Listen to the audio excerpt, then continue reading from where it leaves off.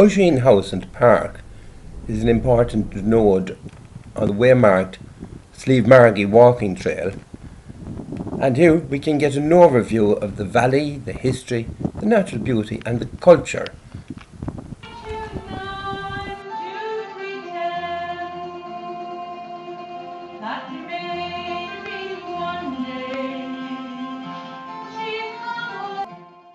Usheen, the Bard of the Fianna, was an important link between the pagan civilization of Ireland and the dawn of our Christian period, and he's said to have met St. Patrick on his return from Tirnanog. St. Fiach was established in Sletty, a sister monastery of Kaleshin by St. Patrick also. Legends of enchantment link the name of Usheen to this valley. His mother is reputed to have been enchanted into the form of a deer. The name in Irish for hare is Gyoria, a little deer, which you can see still in the stubble fields in the autumn. Usheen itself means little deer. Other enchanting fauna of Kaleshin and Great Cullen include beautiful insects and graceful birds.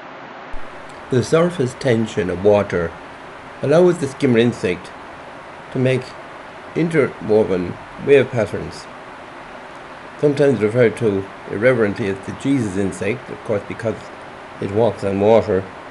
Here in this next still of its wave making, we can well imagine that the early Celtic artists derived imagination and inspiration from these forms for the manuscripts and the interleaved working of granite and sandstone in works like Kaleshin Doorway.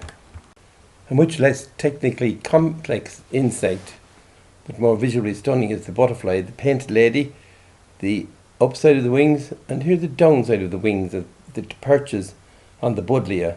And next we have the dashing red admiral, once more following a purple flower, as does the frequently observed small tortoiseshell, very frequent yet very beautiful, and it loves also the warm concrete surfaces where it spreads its wings openly. Finally, we have the peacock butterfly, not so common but very lovely, and a ladybird, here seeming to say, very well then, one more kiss and I must fly. Down in the long reeds, the dragonfly blends totally, if a little more obviously in this brighter picture, and its cousin, the gleaming blue variety, is more obvious. Leading us on to the graceful birds of the valley, a family of swallows, and beside them an alpha male planning his journey to Africa. Close up, he seems to say, I am smiling.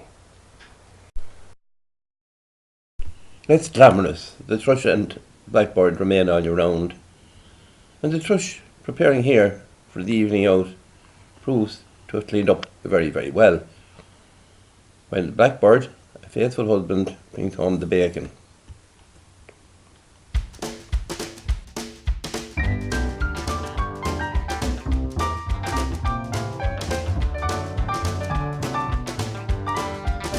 I've got your number in my pocket and a smile upon my face. My number's just come up and I'm heading out to your place. It's been a real good day, it's gonna be a real good night. Gonna double up the fun, gonna do it twice. You could say that I've been lucky, life hasn't been so bad. I could list a lot of troubles that I have never had.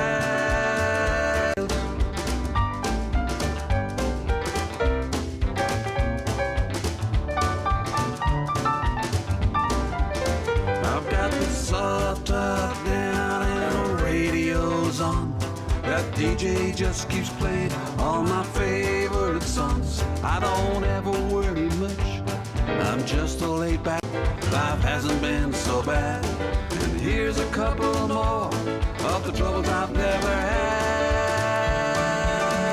Never had to lie, never had to cheat. The lovely rose bay willow herb that blooms in front of Usheen House is dramatic when looked at up close, as is the scarlet pimpernel, the tiny flower which you would never notice but has great beauty.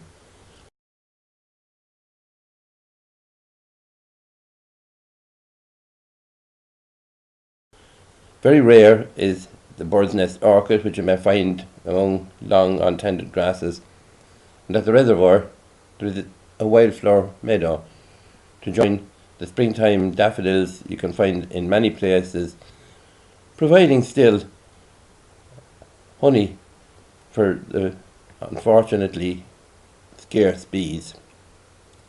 The magnolia lights up the springtime with its dramatic cup-like flowers, and the oak leaves grace the autumn with their golden colour. Clogrennan Forest Loop nearby in springtime is a joy to walk, and beneath the trees a carpet of amazing bluebells spread out. Yet even in the autumn time the fallen leaves carpet this in golden colours. Of all the fauna and flora and beauty of nature in this region, the most important is human nature, of course.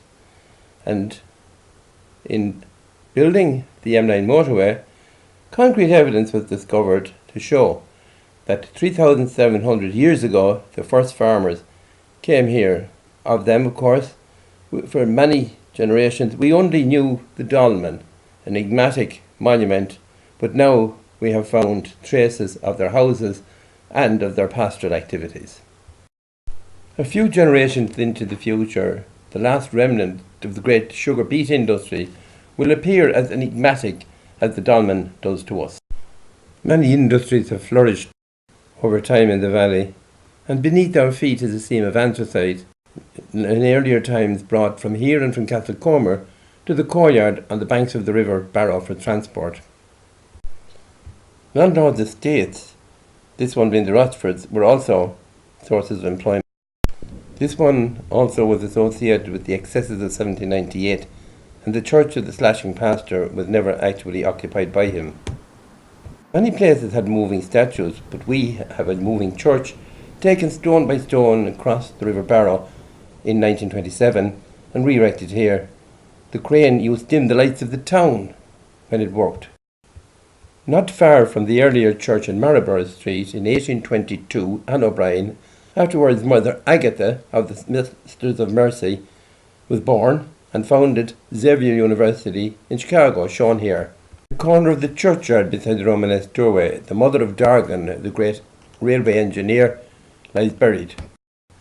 But our business here is celebration of life, and on the feast of St. Patrick it may be cold or wet, and we may face challenges in many different ways, yet the joy of our music and of our coming together is clear in the happy faces and in the triumph over difficulty.